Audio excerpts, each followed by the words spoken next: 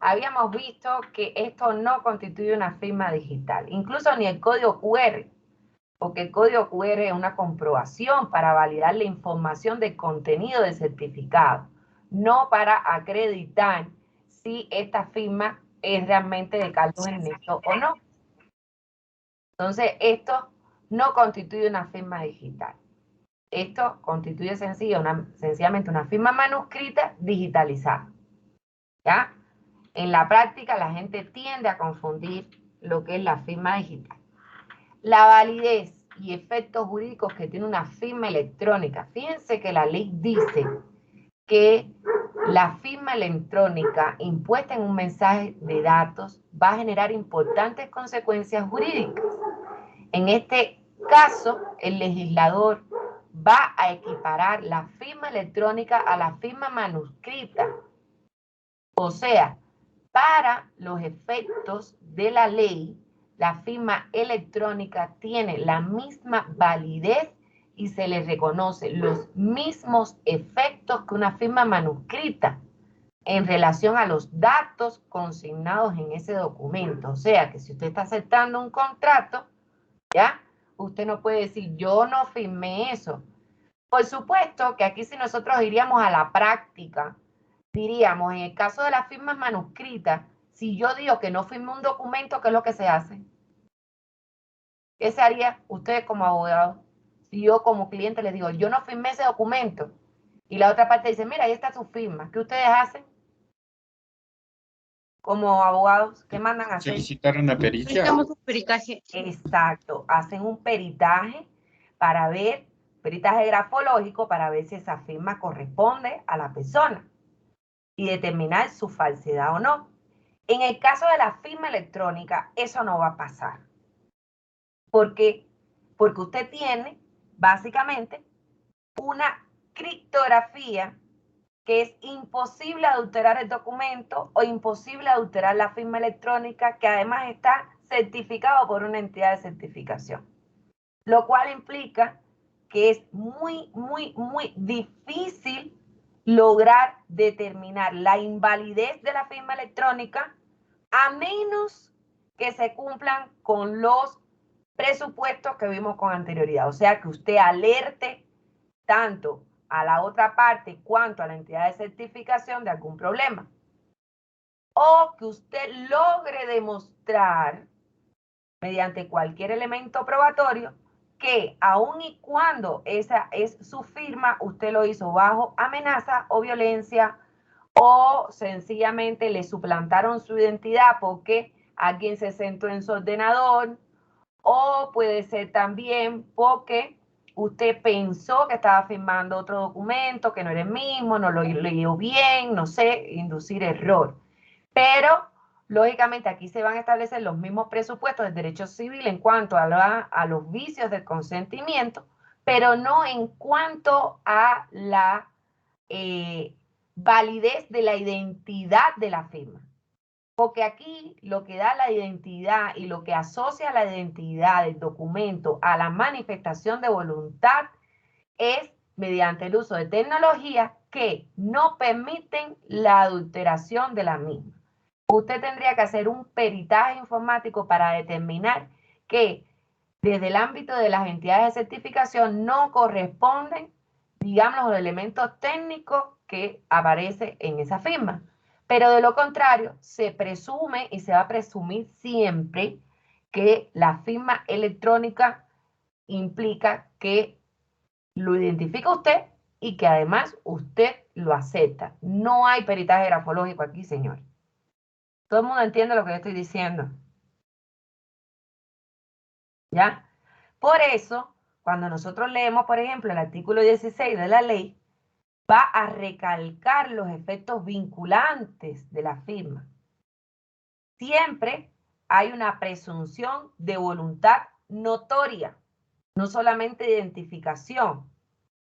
Esto significa que se presumirá legalmente que el mensaje de datos firmado conlleva la voluntad del emisor, porque si no usted no firma, y que tiene que someterse a el cumplimiento de las obligaciones que están contenidas dentro de ese mensaje, porque usted está firmando voluntariamente. O sea, Y la palabra se presumirá es porque no se duda de los elementos tecnológicos de la firma que identifican al firmante. Lo que se puede dudar son de los elementos de la voluntad que conllevan a los vicios previstos en el derecho civil. Por su parte, vamos a ver que en el reglamento, usted como titular de una firma tiene una serie de obligaciones. Y por eso mismo es que la ley dice que en el caso de las firmas electrónicas, usted no puede dar su clave, usted no debe ceder su firma, no puede dársela a tercero, porque después usted no va a poder justificar el cumplimiento de una obligación ante un documento que usted haya firmado, ¿no? Aquí, en consecuencia, es importante destacar que la firma electrónica solo podrá ser comprobada digitalmente, no impresa. No puede confundirse la digitalización de un documento o las barras de seguridad con la firma. Por eso es que hablamos de criptografía, por eso es que la ley le da validez jurídica a esa firma. No se puede perder de vista de que las firmas electrónicas, aunque tienen una duración indefinida por la ley, ¿ya?, pueden ser revocadas, pueden ser anuladas, pueden ser suspendidas de conformidad con las disposiciones legales que nosotros podemos revisar en el artículo 18 de la ley.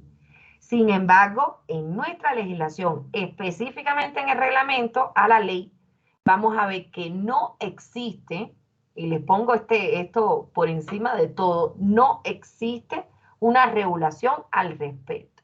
Es decir, no se delimita legalmente cuándo es que una firma electrónica puede ser revocada, anulada o suspendida.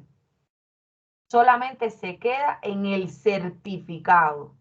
O sea que lo que puede ser anulado, suspendido o revocado es el certificado de firma, no la firma per se, ¿no? Y se da una confusión entre lo que es firma y el certificado de firma. La firma es la que usted hace, el certificado es lo que le otorga esa seguridad jurídica. Y lo más gracioso es que la ley habla de revocación, suspensión de la firma, no del certificado. Pero cuando vas al reglamento, el reglamento habla del certificado, no de la firma. Por lo tanto, esto se queda en el aire, totalmente. Porque puede ser que yo tenga perfectamente una firma bajo este principio de neutralidad, ¿ya? Y lo que se le va a revocar es el certificado, no la firma. Por eso es que les estoy diciendo que las entidades de certificación tienen que tener dentro de sus sitios, ¿ya?, algún lugar donde yo pueda comprobar o consultar la validez de un certificado en una firma, ¿no? Y aquí vamos a ver que al respecto solo se regula, como les decía, el certificado. Repito que no puede ser confundido con la firma en sí mismo, porque esto es un elemento adicional a la firma en el ámbito de la seguridad.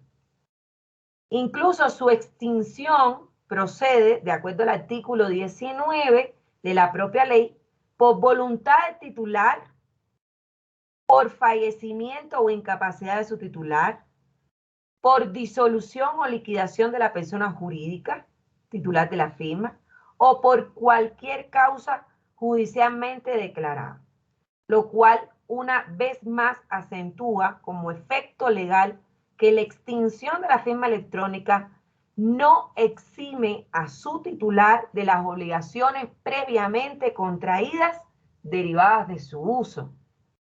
Por eso vamos a ver que en el caso de la firma electrónica, importantísimo, el problema que va a surgir es que se observa que la manifestación de voluntad de las partes que están involucradas con las tecnologías, usted puede identificar al autor o autores de un mensaje, ¿no? La pertinencia de quien lo realiza, ¿ya? Y hasta presumir la voluntad, pero no necesariamente decir que no existe voluntad o que sí existe, porque pueden haber vicios, como ya vimos. Ahora bien, si hablamos de firma electrónica, aquí hay que considerar que se le da esa validez jurídica dada la criptografía.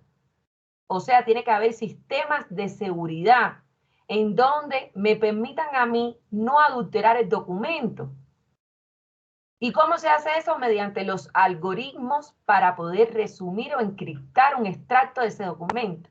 La gente piensa equivocadamente de que se va a encriptar todo el documento. No, yo encripto pedazos del documento que tienen que estar así. Si se cambian automáticamente, es muy difícil de desencriptar porque no tienes un documento en un pedacito específico, sino que son varios. Incluso cuando el mensaje llega al receptor, vamos a ver que se va a aplicar la función hash, o sea, lo que es la identificación del mensaje casi sin ningún margen de error. Aquí vamos a ver que el emisor encripta el mensaje, cifra su mensaje, ¿ya? Mediante la clave privada, y quien quiera comprobar la firma y constatar el documento deberá usar la llave pública del emisor firmante para conseguirlo. Recordemos lo que es la clave pública y la clave privada, ¿no? El problema que surge en este método, vamos a ver que radica precisamente en la autenticidad o falsedad de la clave pública, porque la clave privada la tiene la persona, ya que nadie puede garantizar que la misma, la cual puede ser incluso encontrada en Internet, porque es pública, cualquiera tiene acceso, sea realmente el emisor. ¿Cómo usted lo hace? Con la clave privada. Para dar solución a este problema, las claves públicas vamos a ver que son distribuidas por lo general en un protocolo que se llama Trust Triparty, TTP, así se llama, ¿no? Y estas son definidas, si nosotros leemos el artículo 2 de la ley que acredita, en este caso, las entidades de certificación a nivel internacional, etcétera, vamos a ver que la persona que pide certificados y puede prestar otros servicios relacionados con las firmas electrónicas son precisamente las entidades de certificación. Por eso vamos a ver que estas entidades básicamente le van a dar a una tercera parte o terceras partes de confianza, o sea, yo le voy a dar una tercera parte que es la entidad de certificación, que se le dicen entidades de confianza, para que ellos garanticen la autenticidad de las claves de los sujetos emisores y receptores. Y de esta forma, más allá de que las dos partes ni siquiera se conozcan entre ellas, ambas confían en el tercero. Ambas confían en la entidad porque la entidad está diciendo eso identifica a la persona. Y se va a crear esta clave o esta infraestructura pública, así se le dicen Public Key Infrastructure, cuyas funciones son básicamente el otorgar esta seguridad, el otorgar estos certificados de claves públicas y la cancelación de los certificados emitidos anteriormente en caso de que no sean válidos. Por ello es que la gente confía en la entidad porque es la entidad quien va a otorgar precisamente estas claves. Y es aquí donde entran las entidades de certificación y el certificado electrónico, que constituye, digamos que la herramienta de autentificación y veracidad de esa firma. Y esto es lo que va a brindar la seguridad con respaldo a quien recibe el mensaje. Fíjense que el certificado de firma electrónica no es otra cosa que un pronunciamiento emitido por esta tercera persona que es la entidad, que es respaldando la autenticidad de la firma. La ley de comercio electrónico, vamos a ver que trata a los certificados de firma electrónica, básicamente a partir del capítulo 2, alrededor de los artículos 20 por ahí, en cuanto a lo que son las entidades de certificación, que vamos a ver dentro de 5 minutos. ¿Dudas, preguntas, inquietudes sobre esto que acabo de explicar? Daniela, tienes la mano levantada. No sé si es de antes o de ahora. No, disculpe, ya la bajo. Ya. Bueno, vamos a tomarnos un receso de unos 5 minuticos. Regresamos a las 12:05, ¿ya? Para entonces ir a la segunda parte, que son las entidades de certificación, para que ustedes vean que tiene que tener eso. Porque es lo que a mí me va a respaldar. Recordemos la criptografía. ¿Recuerdan lo que es la criptografía, no? Como instrumento del derecho, que brinda seguridad al uso de las tecnologías. Pues bien, la entidad de certificación es la que va a dar esa clave pública que todo el mundo puede tener acceso, ¿ya? Pero que si tú la tomas, no puedes hacer nada porque no tienes la clave privada, que es la que usted firma cuando hace, en este caso, el documento, ya sea el token o en este sentido, el programa que le mandan a descargar. Esa es la clave privada de usted. No es la clave que usted pone cuando ustedes saben que todos los programas le va a decir, ingrese la clave, ¿no? Esa clave es de usted. Pero el software o el token donde se encuentra esa clave que usted está introduciendo es único de usted. Entonces, lo que hace la entidad de certificación es decirle a la persona, sí, yo me responsabilizo y digo que efectivamente, bajo esta criptografía que yo le di a ella, nadie puede adulterar ese documento. Quien único puede firmar es ella y yo me responsabilizo de esa criptografía, de esa firma, ¿no? Porque te da las herramientas criptográficas para que nadie pueda adulterar tu firma, ¿ya? Y lo que hace la entidad es certificar eso. Yo certifico que le di esa clave privada a ella y que por lo tanto esa firma la identifica con el documento. Imagínense si yo doy algo que es susceptible o vulnerable de ser adulterado, ¿ustedes creen que la entidad de certificación, que es esta tercera persona de confianza, va a asegurar y a responsabilizarse de que efectivamente tú eres la persona que se identifica con esa firma en ese mensaje de datos? ¿Tú crees que te va a permitir a ti que eso pueda ser cambiado cuando la responsabilidad en el cumplimiento de las obligaciones recae en ella en caso de una alteración? Por supuesto que no. Por supuesto que no. Bien, ya les digo, como dice la ley, incluso si ha sido revocada, suspendida, cancelada o extinguida la firma, todo lo que usted haya firmado antes de eso, usted tiene que cumplirlo. Usted tiene que cumplirlo. Porque se considera que es igual a la firma manuscrita, legalmente. Y por lo tanto, usted se obliga al cumplimiento de lo que haya firmado. Listo, nos vemos entonces en 5 o 6 minutos, ¿vale?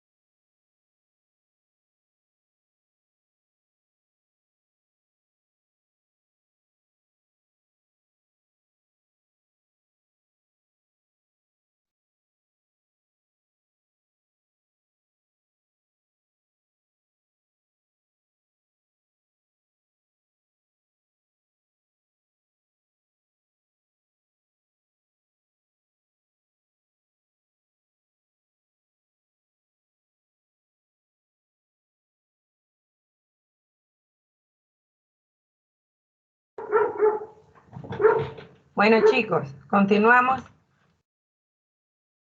Voy a compartir pantalla para ir a la presentación.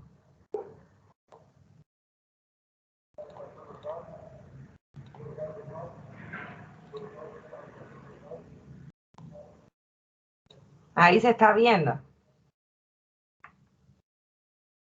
¿Sí o no? Sí, Doc, sí se ve. Ya. Bueno, la ley de comercio electrónico, nosotros vamos a ver que introduce precisamente dentro del ordenamiento jurídico estas instituciones. ¿Con qué propósito? Con el propósito de permitir precisamente, de dotar de esta seguridad jurídica a el tráfico que se hace mediante el uso de los medios de la tecnología. Esto es necesario desde el ámbito jurídico por las repercusiones que va a tener en las actividades, por ejemplo, económicas, por ejemplo, los avances tecnológicos. Por eso, si hablamos de Internet y de la era de la información, nosotros, jurídicamente hablando, tenemos que asegurar que no existan problemas mediante el uso de estas tecnologías. Por eso es que la ley va a introducir en esta las instituciones que están consagradas a dotar de esta seguridad al individuo que utiliza las tecnologías. ¿Ya? Vamos a ver que las entidades de certificación de información, su finalidad es precisamente y su importancia es dedicarse dentro del marco normativo aplicable a dar inicio a las operaciones, a las transacciones bajo un marco de regulación jurídica que permita, digamos, ante un conflicto, aseverar los derechos de las partes involucradas. Por eso vamos a ver que la firma electrónica identifica al autor con el mensaje de datos de una manera inequívoca, ¿ya? Aquí lo que está diciendo es que efectivamente esos datos pertenecen a la persona que figura como su autor. ¿Cómo podemos verificar la firma, su autenticidad? Y aquí es lo que yo les decía. La ley de comercio va a dar soluciones a este problema, ¿ya? Con la posibilidad de que la firma cuente con este respaldo, con este pronunciamiento de esta tercera persona involucrada en el proceso, que son las entidades de certificación y que van a hacer esta autenticidad mediante los certificados, ¿ya? En el caso de las firmas. Obviamente, nosotros vamos a ver que en la práctica la utilización de un certificado de firma electrónica es innegable. Aquí estamos diciendo que la firma electrónica utilizada en ese mensaje se le va a sumar tal certificación siempre. Es un requisito. Para que una firma electrónica sea válida, tiene que estar certificada por una entidad acreditada. No es cualquier entidad. Por eso cuando yo hablaba, por ejemplo, de la homologación de la firma o del certificado de una firma, es importante para la ley, porque la ley dice, para que la firma electrónica, ya vimos todas las firmas que pueden existir, ahora, para que la firma electrónica tenga una repercusión en el ámbito jurídico, al acto jurídico, tiene que estar certificada por una entidad como requisito, ¿no? Porque nosotros tenemos la neutralidad tecnológica, yo puedo firmar como quiera. Ahora, para que eso sea válido, como firma dentro de obligaciones y derechos en un contrato o dentro del derecho como presunción de responsabilidad, tiene que, requisito sine qua non, estar certificado. ¿Por quién? Por una entidad de certificación. De tal manera que presume inmediatamente que el signatario ha consentido y ha manifestado su voluntad sin que se produzcan alteraciones. Por eso es que los datos criptográficos son tan importantes. Y este elemento lo encontramos en el artículo 53 de la ley, que dice que cuando se presentare como prueba una firma electrónica certificada por una entidad de certificación que esté acreditada, se presumirá isofactamente que ésta reúne con todos los requisitos determinados en la ley y que por consiguiente los datos de la firma electrónica no han sido ni alterados ni modificados desde su emisión y que la firma electrónica pertenece al signatario. Como les decía, es muy difícil, automáticamente se considera que efectivamente usted ha firmado. Obviamente que una actividad de esta clase no puede estar en manos de cualquier persona, porque estamos hablando que tiene repercusiones jurídicas. Por ello, lo que se intenta es eliminar todos los riesgos que pudieran, de alguna manera, exponer en este caso la contratación electrónica e incluso riesgos adicionales a esto. Por ello, la Ley de Comercio Electrónico impone la necesidad de que esta actividad sea ejercida por empresas que sean debidamente autorizadas y para ello las autoridades competentes en materia de telecomunicaciones, que en este caso es la Agencia de Regulación y Control de las Telecomunicaciones, ARCOTEL, las va a denominar entidades de certificación de información y que podemos encontrar su definición precisamente en el artículo 29. ¿Qué dice el artículo 29?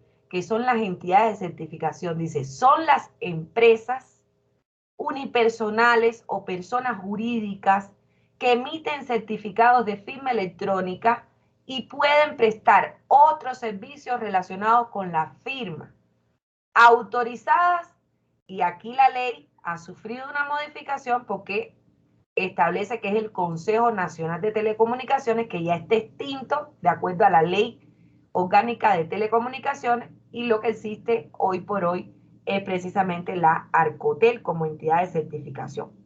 En consecuencia, tanto una persona jurídica como un empresario individual pueden dedicarse a esta actividad, porque puede ser que usted sea ingeniero en sistemas y desarrolle software o desarrolle este tipo de elementos. No necesariamente estamos hablando siempre de una persona jurídica. Sin embargo, cuando nosotros vamos a los requisitos que se establecen en resolución para ser acreditada como entidad de certificación, como yo les decía, uno de ellos es que usted cuente con un capital económico que le permita a usted, digamos que responder ante cualquier daño o eventualidad que en el ejercicio de sus funciones se derive del uso de la firma. Fíjense que aquí la necesaria vinculación de un certificado de firma electrónica a una entidad emisora de estos certificados va a quedar corroborado por la exigencia contenida dentro de la propia ley. Porque si nosotros leemos los incisos A y B, por ejemplo, del artículo 22, estos artículos o estos incisos van a establecer como parte del requisito, como parte del contenido obligatorio de los certificados, tiene que estar quién lo está emitiendo, quién es la entidad de certificación. No solamente que hay un certificado de validez, sino quién está emitiendo ese certificado, cuál es la entidad certificadora, cuál es el domicilio legal de esa entidad certificadora. Porque aquí vamos a precautelar la idoneidad de los prestadores de este importantísimo servicio. Por ello, el artículo 29 de la Ley de Comercio Electrónico, si nosotros lo leemos, impone un sistema obligatorio de autorización previa y que esto es emitido por la ARCOTEL, porque es la única que está facultada para el acreditamiento de las entidades de certificación, ¿no? Es obligatorio, tiene que estar autorizado previamente por la ARCOTEL, incluso tiene que haber un registro de cuáles son. Si nosotros leemos, por ejemplo, la resolución 584 del extinto CONATEL en el 2003, miren cómo establecía elementos o requisitos para ser entidades de certificación. El artículo 3 dice que la infraestructura de clave pública la constituyen los programas y equipos, sistemas de información, redes electrónicas de información, políticas y procedimientos cuya finalidad es soportar la operación de los servicios de certificación de información y servicios relacionados, o sea, los ordenadores, el internet, etcétera, ¿no? Y como la ley establece la posibilidad no solamente de dar, en este caso, la certificación de la firma como válida por la entidad, se habla de otros servicios. Por ejemplo, cuando hablamos de estos otros servicios de certificación, encontramos no solamente la emisión y los certificados, sino también, por ejemplo, se puede hacer los sellados electrónicos, lo que es la certificación electrónica de documentos, en el caso de los notarios públicos, de las autoridades, lo que es la conservación de los mensajes en las nubes y otro tipo de infraestructura. Aquí los procedimientos necesarios para que las entidades de certificación puedan desempeñar sus actividades, vamos a ver que se rigen por las disposiciones que establece, en este caso, el reglamento a la ley de comercio electrónico.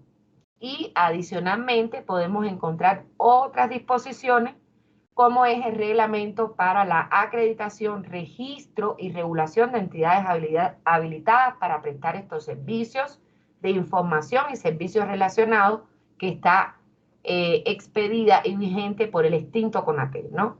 Que es esta resolución que yo les estoy mencionando. ¿Cuál es la validez de las certificaciones de firma electrónica? En el caso de que venga del extranjero, alguien me decía, doctora, ¿cómo es que se hace? Fíjense lo que dice la ley. El artículo 28 de la ley se va a referir de forma expresa a la posibilidad de que el servicio de certificación electrónica sea prestado por entidades extranjeras, o sea, entidades que no estén certificadas por Alcotel.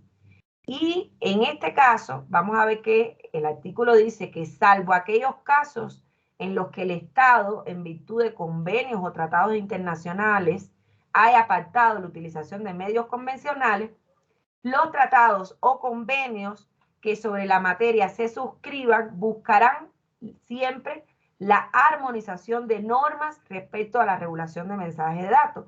Desde el ámbito internacional existen normas que son estándares. Si hablamos de comercio electrónico, si hablamos del uso de las firmas electrónicas, los servicios de certificación, lo que es la prestación de estos servicios a través de las redes.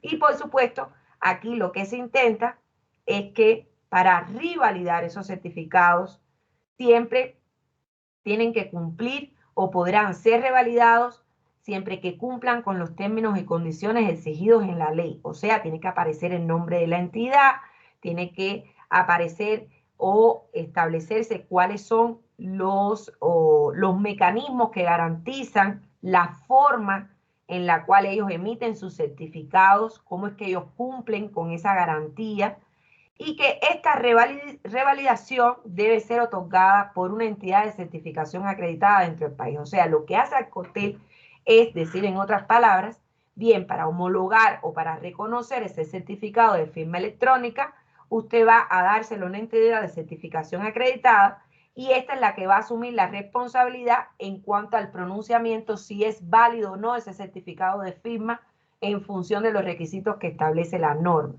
Fíjense que la redacción de esta norma implica aparentemente que esta revalidación fue concedida por el legislador como una especie de, digamos, de precaución adicional, porque aquí se le va a preguntar a una entidad de certificación si realmente la firma, el certificado de firma que se pretende, en este caso, homologar, pues tiene un grado de fiabilidad equivalente al que se exige dentro de la ley, ¿no? Y lógicamente, una vez que esta entidad de certificación se pronuncie, se va a hacer responsable también, porque está diciendo yo valido que ese certificado sirve y cumple con los requisitos de la ley. Por lo tanto, usted va a asumir que efectivamente se encuentra correcto y que por lo tanto la firma que está certificando también es válida. ¿Ya? Un aspecto importante, si hablamos de obligaciones de las entidades de certificación, lo vamos a encontrar en el artículo 30 de la ley. ¿Cuáles son estas obligaciones? Miren, tienen que encontrarse legalmente constituidas, ¿ya? Y además tienen que estar registradas en la Alcotel. Por eso que yo le decía, siempre la Alcotel tiene que decir cuáles son las entidades que están acreditadas. tiene que tener una solvencia técnica, financiera, para poder prestar estos servicios. Estamos hablando de criptografía, de desarrollo de sistemas informáticos que permitan la no adulteración de los contenidos. Por lo tanto, no estamos hablando de cualquier tecnicismo. Tiene que haber un desarrollo. Tiene que garantizar de manera permanente, inmediata, confidencial, oportuna y segura el servicio, ¿no? No es que lo voy a prestar por un tiempecito. No, no, no. Tiene que estar seguro. Tiene que mantener sistemas de respaldo en cuanto a los certificados. ¿A quién usted le metió los certificados?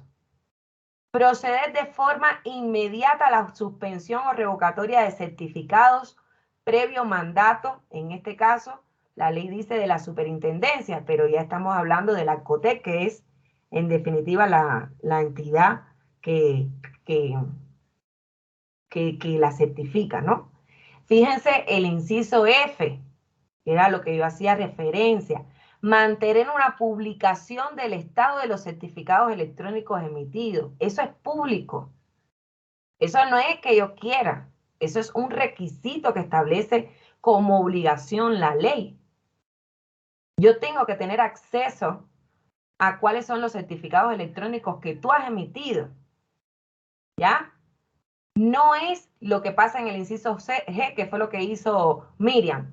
Proporcionar a los titulares de certificados un medio efectivo y rápido para dar aviso que una firma electrónica tiene riesgo de su uso o su validación, por ejemplo. Ahí tú estás hablando de tu cliente, pero no del usuario que quiere comprobar el estado del certificado que usted está metiendo. Y por supuesto, una de las más importantes obligaciones que tienen las entidades es contar con una garantía de responsabilidad para cubrir daños y perjuicios que se ocasionaren por el incumplimiento de las obligaciones previstas en la ley. Incluso hasta por culpa leve, ¿no? Aquí, cuando se certifiquen límites sobre responsabilidades o valores económicos, esta garantía será al menos del 5% del monto total de las operaciones que garanticen sus certificados. Para que tengan una idea, ustedes saben cuánto recauda en operaciones una entidad de certificación. ¿Cuánto cuesta una firma? La más barata me parece que está en Security Data, que creo que son $30 el año. Si quiere los 2 años, me parece que son 60. En el Consejo de la Judicatura cuesta como $90. Y así, ¿no? Entonces, fíjense lo que dice la ley. Esta garantía será menos del 5% del monto total de sus operaciones. Estamos hablando de millones y millones de dólares. Y eso no se lo inventó la profesora. Eso está en la norma. Por lo tanto, las entidades de certificación están obligadas a publicitar el estado de los certificados. Yo tengo que tener la posibilidad de comprobar cuáles son los certificados electrónicos que usted como entidad ha emitido. ¿Y cómo yo lo sé? Mediante tal vez el nombre de la persona, el día de nacimiento, la cédula, no sé, los apellidos, pero yo tengo que saber cuáles son los certificados electrónicos emitidos, porque de acuerdo a la ley tiene que usted mantener una publicación del estado de estos certificados. O tiene que decirme en la página cuáles han sido revocados, suspendidos o cancelados. Pero yo tengo que saber, no se lo está inventando la profe, ¿no? Vamos a dejarle entonces la clase hasta aquí. Dudas, preguntas, inquietudes en la próxima clase. Vamos a ver un poco sobre las actividades que realizan estas entidades de certificación, porque de acuerdo a las normas, ellos también tienen tiempos que cumplir, ¿no? Tiempos que cumplir. Y como yo les decía, la firma en sí misma no tiene un límite, a menos que la persona se muera o se disuelva. La firma no tiene límite. ¿Por qué ustedes ven que las entidades dicen cada 2 años tiene que sacarla? O cada 1 año. Porque puede ser que en ese año realmente se utilicen digamos que sistemas que puedan permitir la adulteración de la criptografía de la firma. Entonces, ellas no se van a arriesgar. Entonces, ellas constantemente están actualizando esos sistemas de clave pública y clave privada para evitar que puedan ser hackeadas o puedan de alguna manera ser afectados los sistemas. Por eso es que cada 2 años a usted le van a decir que tiene que renovar o cada año tiene que renovar, porque es el tiempo que se calcula más o menos en que alguien dedicada al hackeamiento o a la adulteración de estos sistemas puede llevar incluso desencriptar esas claves. Y ellas no van a correr ese riesgo, porque ellos son los que certifican que efectivamente usted está identificado con ese mensaje de datos y por lo tanto tiene que cumplir la obligación. Si usted demostrara que ha sido hackeada, que ha sido adulterada en el ámbito tecnológico, pues el responsable entonces es la entidad de certificación. Porque automáticamente, a la vez que la firma electrónica esté certificado por una entidad, eso significa validez total de la firma. Nunca, nunca se cuestiona eso, a menos que usted logre demostrarlo mediante un peritaje informático que efectivamente ha sido hackeado. Entonces, en ese caso, ¿quién es el responsable? La firma, la entidad de certificación. Y en consecuencia, tiene que tener la posibilidad de garantizar esa responsabilidad para cubrir daños y perjuicios. ¿Todo el mundo claro? ¿Sí o no? ¿Dudas, preguntas o inquietudes sobre el tema? Doc, disculpe, yo tengo una pregunta. Dime, Cristian. Mire, yo también busqué lo del documento, me dieron también la firma y me contacté directamente con la ANF, porque es la autoridad certificadora. Tuve que contactarles vía WhatsApp porque en la página web no me aparecía de ninguna manera cómo validar. Lo que me respondieron, Doc, fue que la persona titular de la firma electrónica debe pedir a un correo electrónico solicitar el contrato para verificar si es que si esta persona pertenece a en este caso, a la ANEF. Lo que sí me pudieron ayudar es que yo les pregunté que si nosotros como terceros no podemos verificar si esta persona pertenece a su entidad certificadora. Y me dicen, no, estimado, debe ser directamente el dueño del certificado, ya que los datos son intransferibles en cualquier información o documento. Y también yo le pregunté ¿por qué es que le digo, queremos verificar si la firma no está revocada o inhabilitada o si pertenece a su entidad? Y me dice, eso sí le puedo ayudar, me da el número de cédula para ver si la firma está vigente, caducada o por caducar. Le proporcioné el número de cédula, en este caso de la persona que tiene la firma electrónica, y me manda una foto donde me aparece un número de serie, una fecha de emisión y una fecha de caducidad. Me dice, el certificado se encuentra vigente aún. Y le pregunto, muchas gracias. ¿Y este proceso puedo hacerlo directamente desde su página web o necesariamente debo acudir a WhatsApp? Y me dice, puede escribirnos por aquí. Y dice, solo es que, y le pregunto de nuevo, disculpe mi insistencia, pero tal vez hay alguna parte en su página web que yo pueda realizar el mismo procedimiento. Y me dice, no, estimado, eso es una consulta interna. ¿Ya? Bueno, pues ahora ya tú tienes el inciso F del artículo de la ley, ¿no? En donde se establece la obligación de la publicación de los certificados que ellos emiten. Entonces utilice las palabras legales correctas. Vuelvan a llamar a donde tengan que llamar de las certificaciones y digan, de acuerdo a la Ley de Comercio Electrónico, el artículo 30, una obligación que ustedes tienen en su inciso F, ¿ya? En su inciso F es mantener una publicación del estado de los certificados electrónicos emitidos.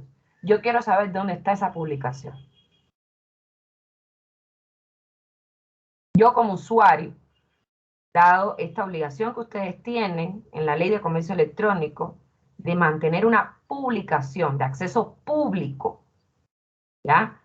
El estado de los certificados electrónicos que ustedes emiten, ¿cómo yo puedo consultar estos certificados?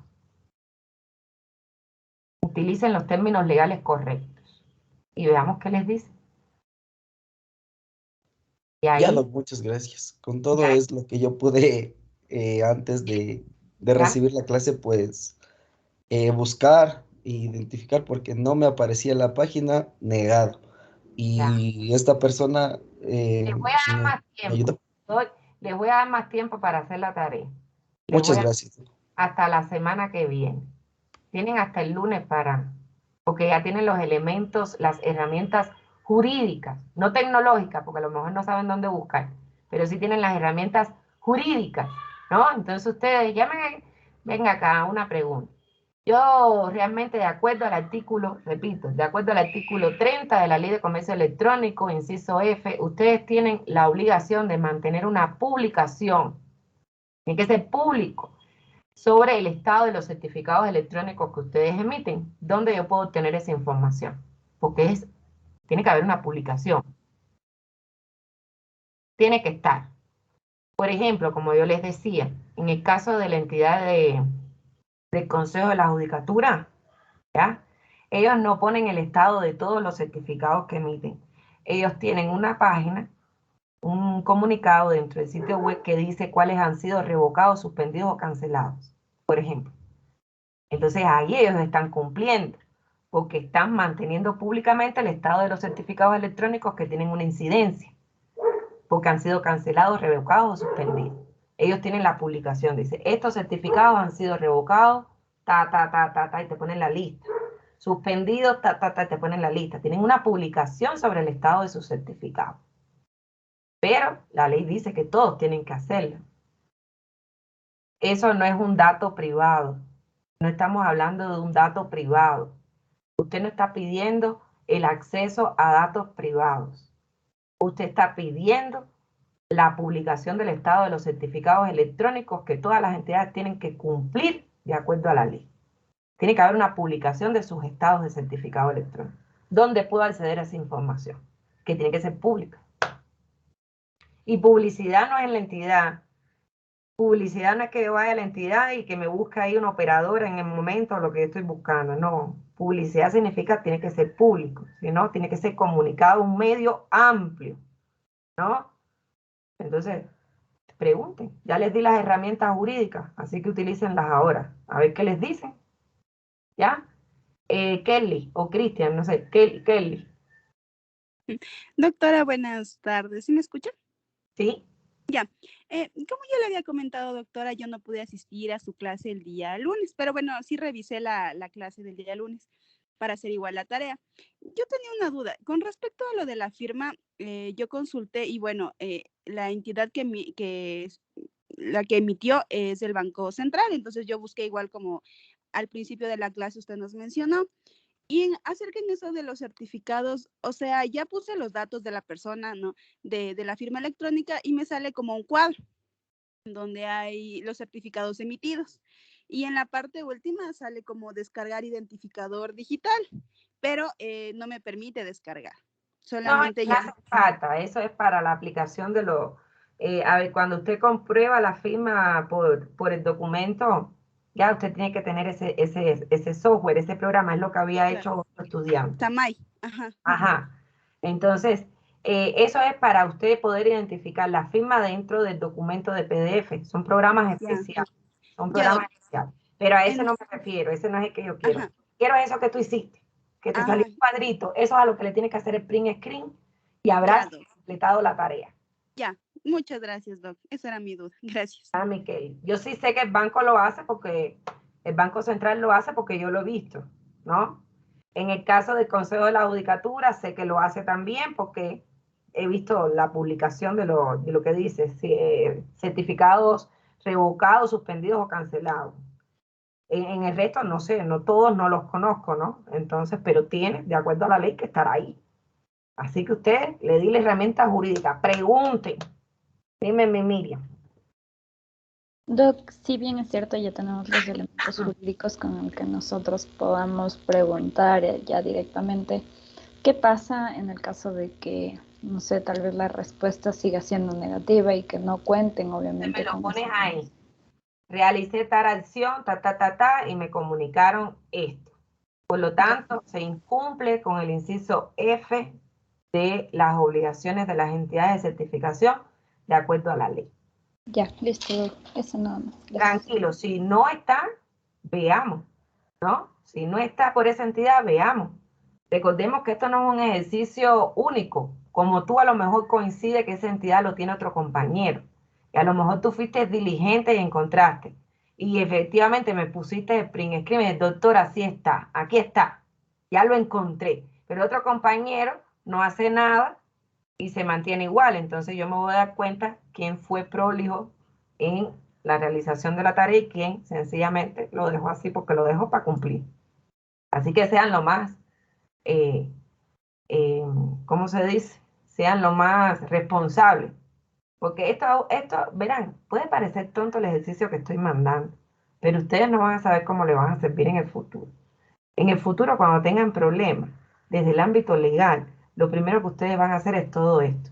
Y si se incumple, por ejemplo, el inciso F de la ley, ustedes van a tener un argumento jurídico de defensa o de contradefensa. Por ponerles el ejemplo. Entonces puede parecer tonto lo que estamos haciendo ahora.